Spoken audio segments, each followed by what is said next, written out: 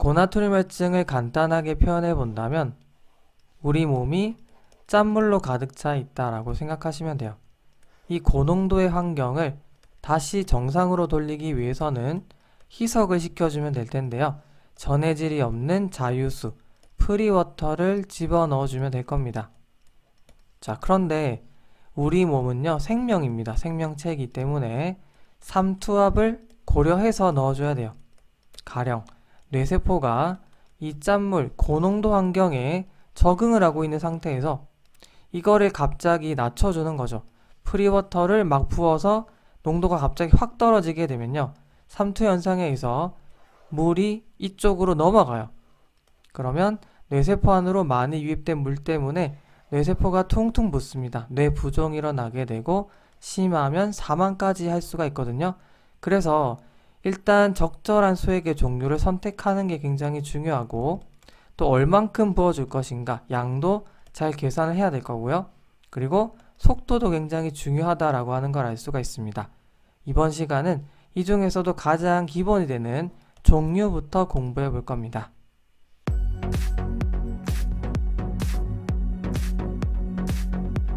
고나트륨 혈증에서 적절한 수액을 고르기 위해서는 당연히 환자분의 상황을 잘 파악을 해야 되는데요.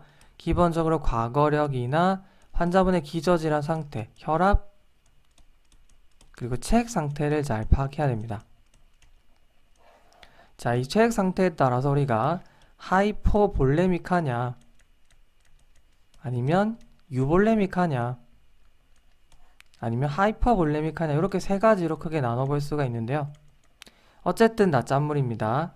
하이퍼나트레미아인데 체액 상태가 부족하냐, 적절하냐, 많으냐, 이렇게 세 가지로 나누는 겁니다. 자, 일단 가장 기본은요, 우리가 프리워터를 줄 때 경구로 주는 게 가장 좋습니다. 경구나 비비관을 통해서 직접 주는 방식이 가장 좋은데요. 자, 일단 경구로 주기 위해서는 여러 가지 환자분의 상태를 고려해야 됩니다. 첫 번째, 경구 투여가 주기적으로 가능한 분인지,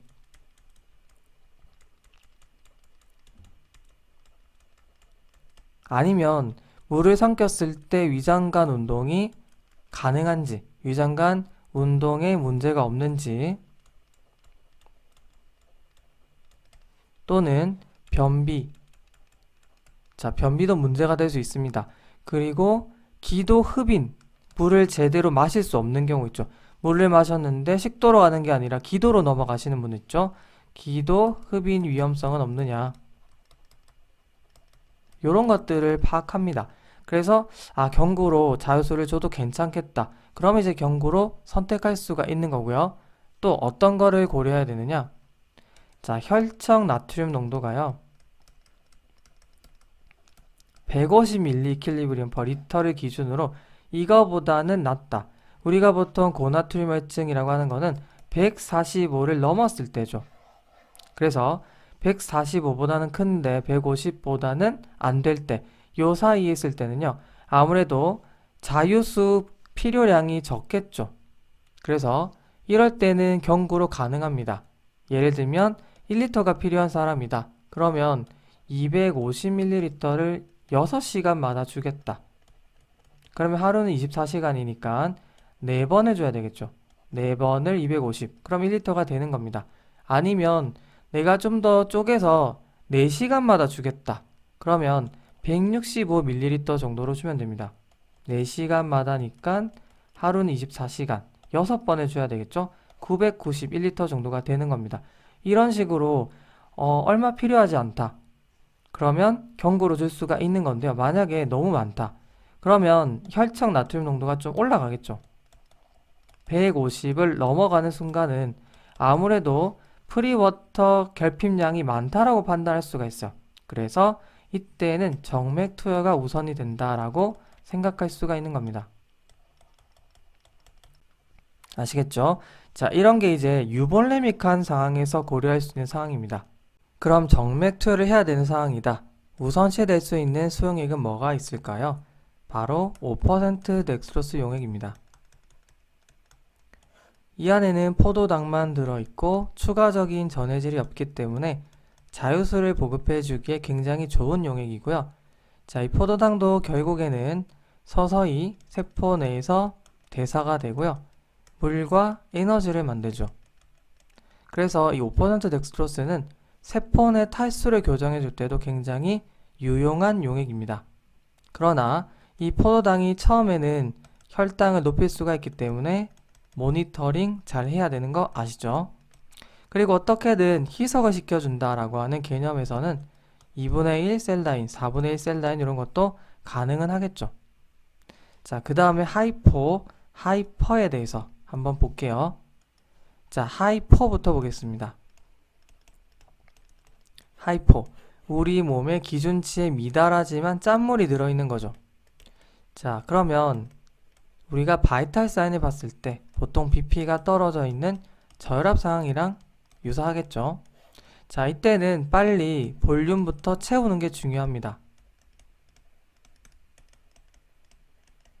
자, 이때는 어떤 용액을 넣어줘야 될까요? 하이포토닉한 저장성 용액을 집어넣으면 될까요? 나트륨을 빨리 희석시켜야 되니까? 자, 그렇지 않습니다. 이렇게 저장성일수록요, 이 혈관에서 빨리 빠져나옵니다. 주변으로. 그래서 프리워터를 먼저 보충하는 게 아니라 일단 이 혈관을 채워줄 수 있는 노말 셀라인을 보충해서요, 생체 징후를 안정화시킨 다음에 이 짠물을 희석시키는 작업이 진행이 돼야 되는 겁니다. 자, 이 노말 셀라인은요, 너무 심한 고나트륨 혈증이라서 0.9% NaCl이 저장성 용액으로 취급될 상황이 아니라면 일반적으로 쓰이진 않고요. 이렇게 생체 징후 안정화가 먼저 필요할 때 쓰이는 용액이다. 이렇게 정리하시면 되겠습니다. 그리고 자, 정도에 따라서요, 심하진 않고 어느 정도 마일드한 정도의 하이퍼볼레미아 상태이다. 이때는 굳이 노멀 셀라인 0.9% NaCl이 아니라 하프 셀라인 0.45% 셀라인도 가능하겠죠.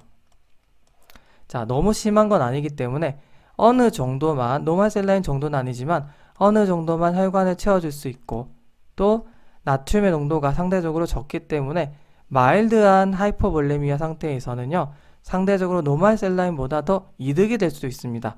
그래서 상황에 따라서 적절하게 판단하시면 되겠습니다. 자, 그 다음 마지막으로 하이퍼볼레미아인데요.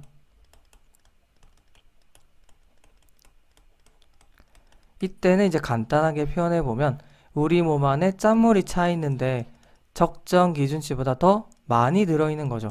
자, 이때는 어떻게 해야 될까요?